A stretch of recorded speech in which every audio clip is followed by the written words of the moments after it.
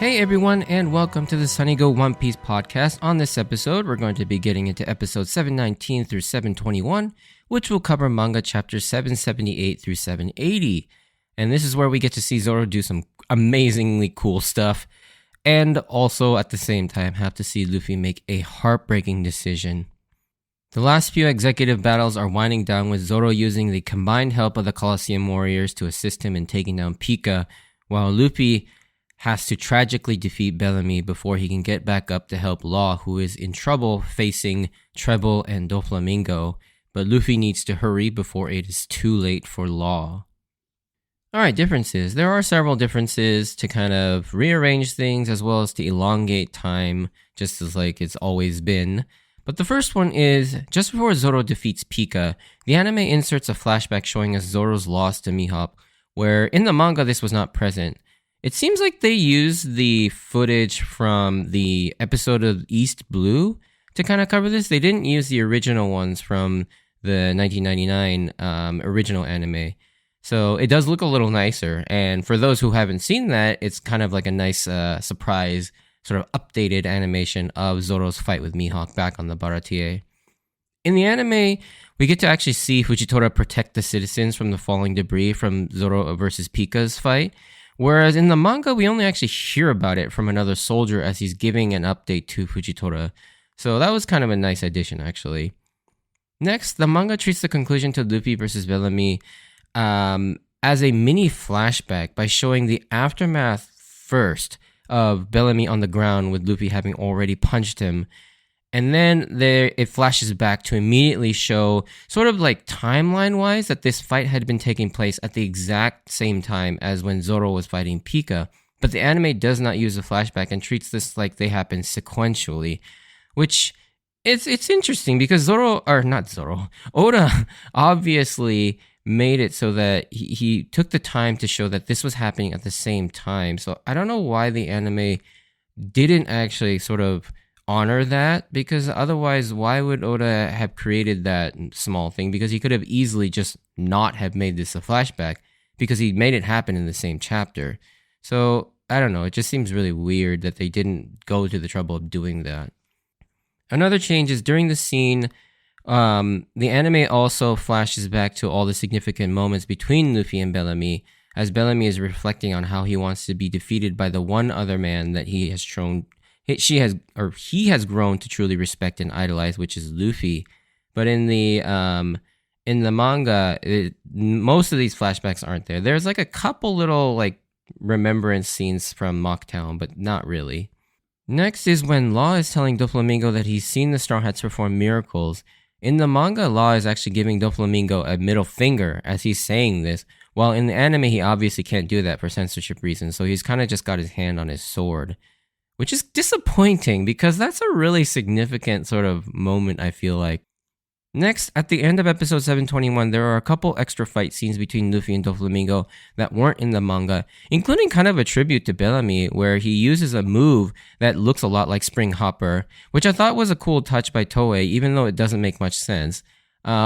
In the manga, when Doflamingo says, "Let's wrap this game up," after Luffy discovers Law's lifeless body on the ground, the chapter ends there with a tease about Law's fate. But the anime goes in a completely different direction and ends the episode not on a tease, even though it's timed perfectly to do so. Instead, there are also extra scenes of Riku realizing that the birdcage is beginning to close in, which isn't actually revealed till the next chapter in the manga, so we shouldn't even know this in this episode. But it leaves on that teaser as opposed to probably the more cooler teaser in the manga, which I can't say for spoiler reasons, but it does hint at something bigger coming. Alright, so with the differences out of the way, let's get into the episodes themselves. So Pica is on his way to kill King Riku to re-establish Doflamingo as the one true king of Dressrosa.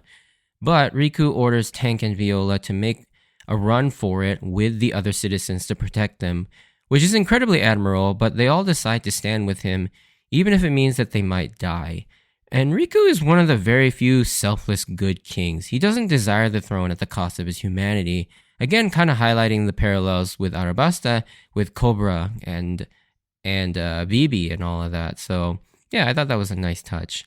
And during all this, Zoro is quickly trying to enact his plan that he thought up in the last episode by utilizing the remaining Colosseum warriors, starting with having Orlumbus throw Zoro across the city with his Commodore King bowling move, which, intentional or not, is a nice reference to the Hulk throwing Wolverine move, which is called the Fastball Special.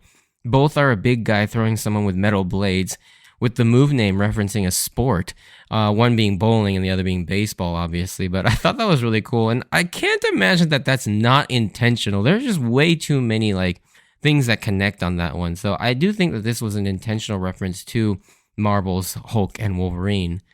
I always chuckle at seeing Zoro's face here, just as he's thrown, because the air resistance is so strong, his face gets peeled back, and it's just really funny to see. But then the tone shifts back to epic quickly as he goes full-on Santoryu and coats his swords with armament haki for the first time, turning the Wado Ichimonji and the Sandai Kitetsu into black blades temporarily. Shusui also gets armament haki, but it is already by its very nature a black blade and doesn't need to change, which is why you don't see it change. And this is unfortunately only temporary and is not a permanent thing for the other two swords like Shusui or Mihawk's Yoru. We still don't know how one actually achieves this, but infusing your haki into the blade seems to be the key to it after seeing Zoro coat his swords with haki. There must be some way that if you have strong enough haki or some sort of a process that you can permanently coat them and make them stronger and more durable, I imagine. But for the most part, these are just my theories, as this process has been left largely a mystery up till now. With that though, Zoro readies the upgraded version of his ultimate move from the pre-time skip era, the Sanzen Sekai, or the 3000 Worlds, now called the Ichidai Sanzen Daisen Sekai, or the Great 3000 Great Thousand Worlds, which is a mouthful in English. But it's often called the Billionfold World Trichiliocosm. I think that's how you say it. Or I guess it's Trichiliocosm. I think one thing about this scene that many people always talk about or have questions about is the mantra that Zoro recites before this attack. The 9 mountains and 8 seas constitutes one world. 1,000 of them form a small kiliocosm. And when I gather and cube that kiliocosm, there's nothing I can't cut. Now, I think the subtitles translated as 9 mountains and 8 seas make one world. 1,000 worlds make one kiliocosm. 1 kiliocosm to the power of 3, and there's nothing I can't cut. So both are pretty similar. I think the only thing really that changes is the power of 3 and cubed are basically the same thing, but they're said two different ways. Now, I did a little bit of research, and again, I'm not a theological scholar or expert or anything, so this is just based on my own brief research on this topic. But as you may have noted, that since the time skip, many of Zoro's moves have moved from food wordplay to now being very much rooted and referencing Buddhist concepts and religious themes, and this mantra is no different. Now, according to the Nichiren Buddhist Library, the 9 mountains and 8 seas is referring to the mountains and seas that constitute the world according to ancient Indian cosmology. The 9 mountains are Mount Sumeru at the center of the world, and then 8 concentric mountain ranges that surround it. And the 8 concentric seas that separate these mountain ranges are the 8 seas that it's referring to. So it's kind of like almost like a bullseye, where you have Mount Sumeru at the middle, and then you have the mountain ranges surrounding that mountain, and there's 8 more of those, and then in between all of those mountains is 8 seas that separate them. Now, kiliocosm is a term in a hierarchical structure within Buddhism that describes the structure and vastness of the universe, apparently. That's comprised of 1,000 worlds, and this is what Zoro is referring to when he says 1,000 of them form a small kiliocosm. So 1,000 worlds refers to a kiliocosm. Now the last line, and when I gather and cube that kiliocosm, there's nothing I can't cut.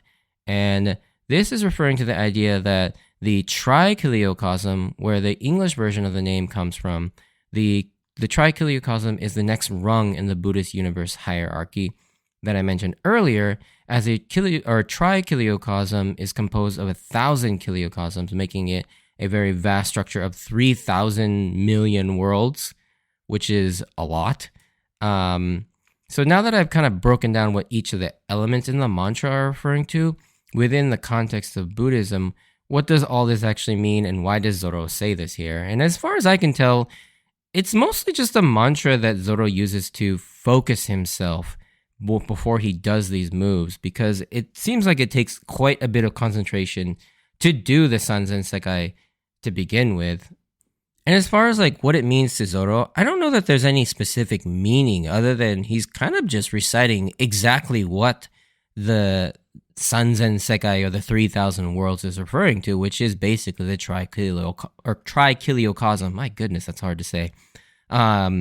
And so, yeah, I don't think that there's any more significant, deeper meaning to this other than this is just something that Zoro has learned to do to concentrate and utilize his haki. Because one thing you'll note is that this is the first time Zoro is using one of his major attacks while coating all three swords with armament haki too. So this is something new to him while using one of his most powerful moves. So I'd imagine that this took a lot of concentration for Zoro. Now, getting back to the story at hand, Zoro uses the Ichidai Sanzen Daisen Sekai to slice up Pica into like these massive stone pieces from his massive stone statue form, and gradually leaving him nowhere to run and hide. But Pica's not ready to go down as he coats his entire body with armament haki like Virgo, but this proves to be useless against Zoro, as he then unleashes the original Sanzen Sekai to deal the finishing blow and finally defeat Pica. And everyone outside of Bartolomeo, Usopp, and Kinemon are absolutely in shock and awe at what they had just witnessed, seeing Zoro defeat Pica in that way. And I love seeing Sanzen Sekai again. It's probably one of my favorite Zoro moves because of just how cool it looks and the build-up to it. It truly does feel special because of how infrequently Oda has Zoro use it, as well as sort of it having that unique startup where he spins the blades. Because I think we haven't seen Sanzen Sekai since Thriller Bark, where he tried using it on oars. Now this still leaves all the massive boulders that are raining down from the sky, but Zoro had already thought of this, as this is where he was looking for King Elisabello to obliterate the stones with his immense King Punch. And this was such a fun and incredible way to end this fight. That was really fresh and a new way without kind of deviating from the usual Zoro epicness. And I just love seeing Zoro like strategize with his different plans and utilizing the help of everyone around him and giving all these new characters a chance to shine. And I also forgot to mention, this is in the last episode, but this chapter 778 in the manga is titled Tactic number 5. And I almost feel like this was a nod to when Frankie created his wacky plans to defeat Oars on Thriller Bark, which was another crazy battle where a group of people had to band together to defeat a huge enemy. And back then, Frankie referred to when they all combined into that human mech robot that Robin was very embarrassed about joining, in which is still a hilarious scene to this day. But Frankie named that formation Tactics number 15. And so, yeah, I feel like the chapter title, even though Zoro doesn't actually call his Tactics number 5, the chapter is titled Tactics number 5, which I thought was probably a reference to that scene in Thriller Bark, just because of the similar elements involved. From here, we see a slight flashback of Zoro's time training with Mihawk back on Kuraigana Island, where we see Mihawk teaching him about turning his blades black with haki as a concept. And I love that Mihawk asks Zoro whether he's ever had his blades broken, seemingly forgetting that he had broken Zoro's 2 nameless black swords at the Battle of Baratie. I love that even though for Zoro and us it was such a monumental experience, but for Mihawk it really was just a regular Tuesday where he was just bored. And for him, he kind of forgotten about the details of that day. But flash forward to the present, Zoro is proud that he has successfully learned to use haki-infused swords and came out of that fight with no broken edges despite cutting through a ton of rocks. And not only that though, Zoro came out of this fight pretty physically unscathed, showing just how much stronger he has become and how much stronger he was compared to Pica. And that Pica, despite his overwhelming ability, was essentially completely reliant on his devil fruit, just running away scared pretty much the whole time. And the one time they actually faced each other, Zoro basically just one-shots him instantly. And yeah, this is like one of the few Zoro fights where he doesn't come out like all bloodied and basically like ready to go to the hospital. One last thing I love about this sort of confrontation is that in all the commotion, it is revealed that Fujitora not only assisted in saving the citizens with his gravity powers in stopping some of the falling debris from Pica's destruction, but he had actually predicted something like this would happen when he ordered his men to gather all the citizens in one place near them. And I keep saying that this guy is like one of the few Marines that actually gets it. He prioritizes helping people instead of pursuing pirates at the cost of everything else, which is incredibly refreshing because I think to this point, he really is the only one who's actually really prioritized saving people. I mean, I guess you could say Tashigi also did that too, but even her, like she still wanted to pursue the Straw Hats before she kind of like stayed behind, but eventually she figured it out. And towards the end of Arabasta, she did prioritize saving the citizens over pursuing the Straw Hats or Crocodile. At the same time, the Tontara are shown to finally have destroyed the Smile Factory as Treble arrogantly just shrugs it off, thinking that they still hold the ability to use Manshuri's ability to revive their fallen crew and rebuild the factory. But little does he know, Leo has already Manshuri safe well outside the factory. And that is definitely one of the downfalls of Doflamingo and the Don Quixote pirates in general, is their arrogance and that they have all the information, the power, the control, when they absolutely don't. Doflamingo, of course, has a valid reason to be confident, as up till now, in his life, since forming the Don Quixote Pirates, he's pretty much has been able to control and foresee everything. But the one thing he cannot ever hope to control is sort of the randomness of the wild card that is Luffy and the Will of D. The two times he's been shown to have completely miscalculated are the two times a D-Clan member has been involved. The first being when Law showed up and he lost his chance at the Ope Ope fruit. And now this. The interesting thing is that even though Corazon wasn't officially a D-Clan member and was an ex-Celestial Dragon, the way he lived his life and how he died with a smile on his face, he certainly lives up to the ideals of a D too. So, in a way, anytime the randomness of the D-Clan shows up are the only times that Doflamingo's plans completely fall apart and he can't predict anything coming. I also really like the next scene that follows with everyone at the flower garden, with first off Kuro selflessly declining Manshuri's offer to heal him, knowing that there is a limit to her abilities, saying that she should save that for the countless others who actually need it more, despite the fact that he has sustained some massive injuries and is still bleeding like a fountain. And how can you not like this guy at how honorable he is? The scene just gets even more goosebump-inducing when their attention now turns to the final obstacles at the palace with Treble and Doflamingo. But before those two, there's still unfortunately one very tragic obstacle that needs to be cleared, and that's Bellamy. And I have to give credit to Oda for his incredible character writing yet again, because if you told me that he would draw almost the exact same scene 10 years later with the same characters, but this time instead of feeling overwhelming hype and catharsis, that he would make me feel incredible sadness and anger, I would have told you you'd be crazy. But Oda found a way to do that. This scene is so heartbreaking because Bellamy's reformation is pretty much complete here, and he is a changed man for the better. And Luffy's dedication to his once enemy and now friend is really bittersweet, as they both recognize that there's no good reason to fight outside of Doflamingo's evil, but they have to keep fighting. And I think some people will question Bellamy here and say, well, why does Bellamy have to keep fighting? It's pointless.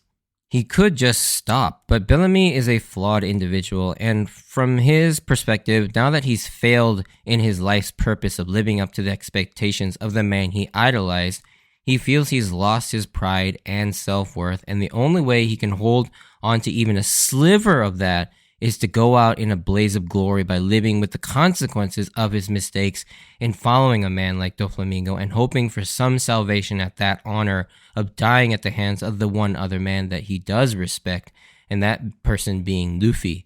And this is also what Luffy meant by this isn't a choice. Doflamingo has cornered Bellamy into a situation where he either lives a life where he loses his sense of self and pride or dies. And in the One Piece world, both are essentially the same fate. Arguably, the former might be the worst fate in the minds of pirates when you take into consideration how Oda has always mentioned that losing your dreams is worse than dying. In any case, this scene chokes me up every time because you want so badly for a good ending for Bellamy, as he really does seem like he has changed and wants to be a better person. And he references their last duel saying, quote, "I'm assuming you still know how to throw a punch," calling back to how he made fun of him back at Mocktown.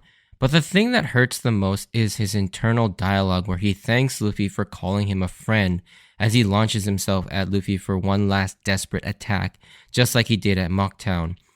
Not to actually defeat Luffy, but to have his life ended at the hands of the one person he respects, because at this point, Bellamy has thrown his life away feeling like he's lost all purpose and meaning, which is heartbreaking in and of itself.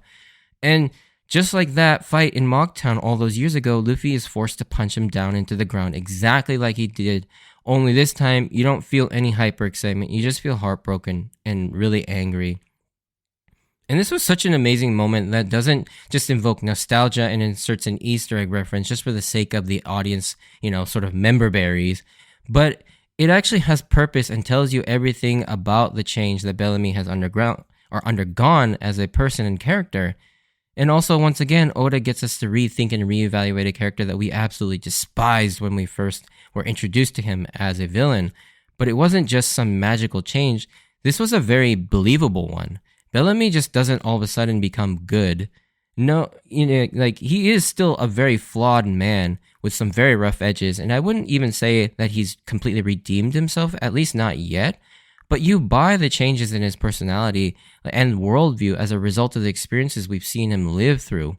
And I think what really does it for me is that incompleteness in his redemption. It's not complete. And in fact, this seems like just the beginning for him. And we know that Luffy didn't necessarily pull his punches out of respect for Bellamy's commitment, but we also know that Luffy didn't kill him here. So there's still time once this is over for Bellamy to potentially continue to grow until his redemption is actually realized at some point, maybe in a cover story or maybe by the end of the series in like an epilogue or something. But now that Luffy has defeated Bellamy, he can go back up to help Law and deal with Treble and Doflamingo, but we get a mini flashback as to what has been happening topside between the three, and it has not been pretty. Law is pretty much at the mercy of Doflamingo right now, being badly wounded and also just having had his arm severed off. Doflamingo takes this opportunity to try and manipulate Law into using the Ope Ope fruit's ultimate ability to grant Doflamingo the eternal youth in exchange for whatever, quote, he desires, which we all know is BS.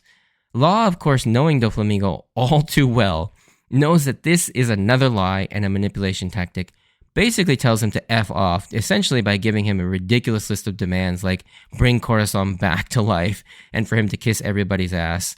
And I've never liked Law more than in this instant because his comeback here is so amazing, because this is the first time that I think he has truly bought into Luffy and the Straw Hats, coming to terms with what they represent and are actually capable of. And he knows, based on all the things he's seen Luffy do, that there is no stopping this guy, no matter what Doflamingo does. And Doflamingo is as good as ruined at this point. He has faith in Luffy now, not just someone he's trying to use to his own ends, but he has become like everyone else that Luffy has come across, someone that believes that Luffy will come through for them. And like I mentioned in the differences section, and I know why they couldn't show it in the anime, but the awesome thing about this moment is in the manga, when Law is talking about the Straw Hat crew and how they performed countless miracles, he says this to Doflamingo while flipping him the bird. Now, this isn't cool necessarily just because it's edgy, but because if you recall, the first time he ever witnessed Luffy perform one of those said miracles by punching the crap out of Charlos at the human shop on Sabodi, when we were first properly introduced to Law, he is seen giving the middle finger to Kid at the same shop. And so there's this kind of like nice full circle moment of Law finally buying into Luffy with the middle finger. I don't know. I just think that was intentional, because otherwise, because this is the only other time we've seen Law, flip the bird, which again, I don't think Oda really likes doing that, like just liberally just showing people throw up middle fingers. Although he kind of does have like other characters do it too sometimes, but he doesn't do it very often. And so, yeah, I have to think that this was also very intentional. Now, Doflamingo, getting tired of Law's insolence, shoots him again and continues shooting him at frustration at the sight of Corazon's name on Law's back. And the fact that he named his crew the Heart Pirates as some sort of a ghost haunting Doflamingo, it seems like. And this is where we catch back up to the present as Luffy bursts up from the ground to attack Doflamingo in anger. And now we can finally get back to the main event. And this time, hopefully without interruption, and get into the real fight of Luffy versus Doflamingo. Now, one quick note about the move Doflamingo uses at the end of this episode on Luffy, as it is another move that has the word ito, or string, in Japanese hidden inside it. And the move I'm referring to is the attack where Doflamingo produces like these two towering double spiral string pillars, and this attack is called Break White. But when said in Japanese, it's said Break Hoito, and in the word white, you have ito at the end of it because of how you pronounce white in Japanese, which is Hawaito. So it looks like the ito in the Hawaito, that contains the word string in it, just like all of Doflamingo's other moves. So yeah, keep an eye out for that. But yeah, before wrapping up this episode, I kind of want to talk about just the reaction to Doflamingo and how irritated he gets about Law and Corazon, and in particular Corazon. Even when Doflamingo is angry and pissed off, normally he's still very usually like much in control and measured, but anytime it comes to Corazon, he snaps and gets extremely angry to the point where he's like sweating and breathing hard, and even refers to both of their existences and legacy as a curse on him, which is crazy that someone who thinks of himself as a god would be this enraged at what he considers just kind of a thorn in his side. So my reading of this relationship between the two is that Doflamingo ultimately doesn't put too much stock in blood relations, which is why he puts so much emphasis in his found family, which is his crew, indicated by how angry he gets at anyone who would dare hurt or insult them. But at the same time, that, quote, family is also fake. And Doflamingo doesn't actually care for them as much as he says he does, because we saw with Virgo and Monet, he was very willing to just sacrifice them and didn't even really show a fraction of emotion he had when he was talking about Corazon. And this is due to the fact that Doflamingo only cares about one person, and that's himself. Everyone else is just a tool to serve him, and the Don Quixote family serves as his sort of stand-in family that he never had. But they also serve as basically his personal army. He's essentially a narcissist that refers to the relationships around him as family, but they're merely tools that he surrounds himself with to make him feel good or to serve some form of utility. Corazon was the one exception. He was his actual family, which is why, despite how useless he seemingly was, he always took care of him and tried to believe him until there was no choice to accept that Corazon was in fact the traitor. And this betrayal hit way harder than he let on. So whenever he sees Law and the love that Law, shows to Corazon, and what represents, what Law represents in terms of Corazon's love towards him, it reminds Doflamingo of the fact that not only did he mess with his lifelong goal of obtaining the Ope fruit, but more than that, his own flesh and blood brother loved this boy more and chose Law over him. And from Corazon's eyes, he was, Doflamingo was seen as a monster. And I've seen this interpreted a few other ways, but this was kind of my reading of why Doflamingo was so angry at Corazon and what he did, was because, he actually did feel pretty betrayed by Corazon, and that he chose his own family, basically ruined him, with his father basically throwing away the celestial dragon heritage, his mother dying on him early, and then now his younger brother basically betraying him and choosing this other boy who basically ruined his entire plans.